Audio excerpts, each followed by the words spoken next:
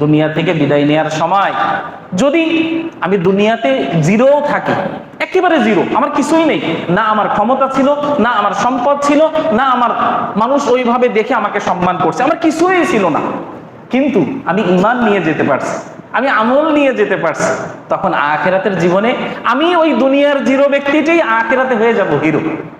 আর দুনিয়ার কত মানুষ এমন আছে, সম্পদের অভাব নেই, ক্ষমতার অভাব নেই, সম্মানের অভাব নেই, কিন্তু দুনিয়া থেকে যাচ্ছে ঈমান আর আমলহীন অবস্থায়। না ঈমানের পুঁজি আছে, না আমলের পুঁজি আছে। এই মানুষগুলো দুনিয়া থেকে হিরো হয়ে যাচ্ছে, কিন্তু আখিরাতে তাদের অবস্থা কি হবে? জিরো। আখিরাতে জিরো।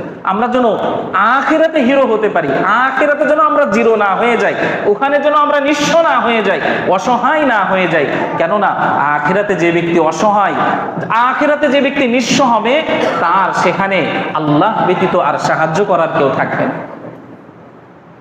আল্লাহ তাআলা ব্যতীত ওমা লাহুম মিন নাসির, আল্লাহ তাআলা ব্যতীত তাকে সাহায্য করার আর কেউ থাকবে না।